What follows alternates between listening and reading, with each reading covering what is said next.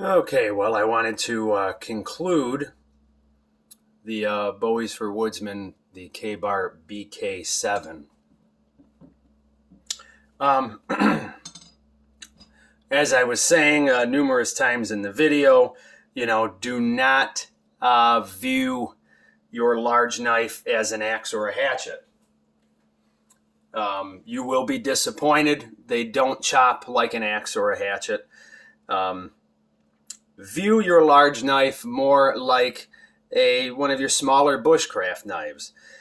And you'll find that a majority of the tasks that you would do with your smaller 4 and 5 inch bladed knives, you will expedite nearly everything that you need to do for camp. Getting your shelter poles, splitting down your kindling, all sorts of stuff like that. Used properly, and a well-made large knife, Bowie knife in this instance, like this one here, does wonders, around camp. Really a great thing to have.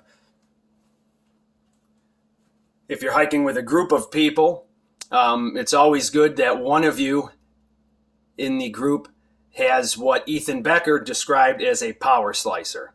I would say that the BK7 would be considered a power slicer. We were talking a good 7-inch blade, 3/16. Excellent knife.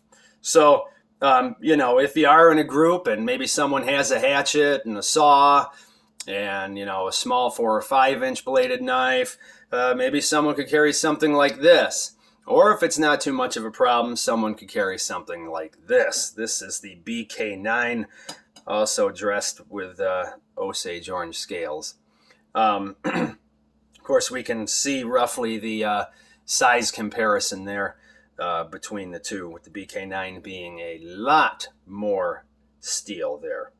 Now, of course, you're not going to get a lot of the machete type work with the BK7 as you would with the BK9. Of course, the BK9, you're going to be able to take out a lot of that, dense green vegetation much more readily.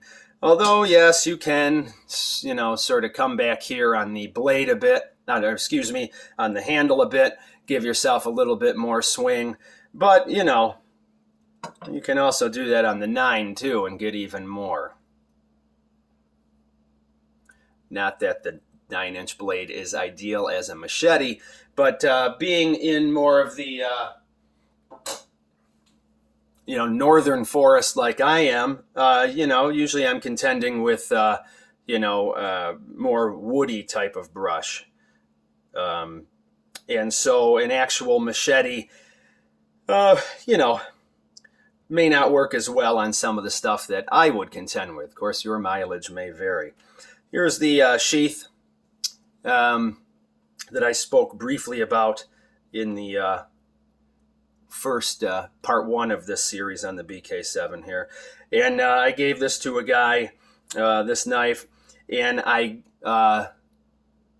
let him use the SOG Super Bowie sheath as sort of a template. I gave that to him and said, hey, look, I want a sheath like this for this BK7 here.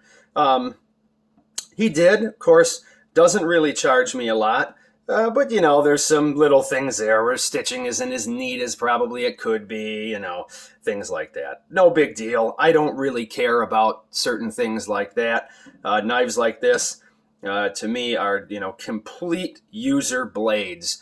They are tools through and through. I do really love having the ability to have some sort of if I could get that out there, some sort of sharpening media attached to the knife. I wish more makers would do that. I know Randall still does it. Of course, SOG and a couple of their knives, they do that for.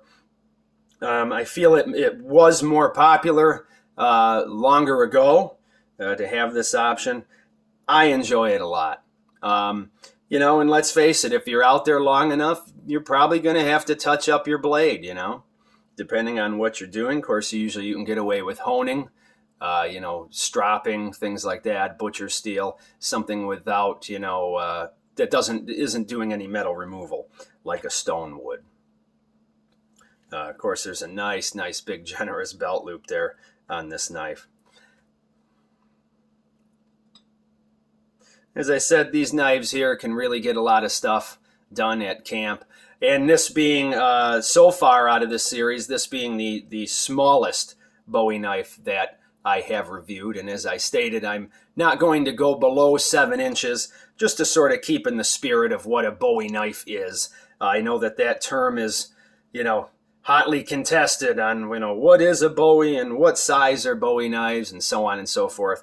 For this series, I'm viewing it anything 7 inches and above.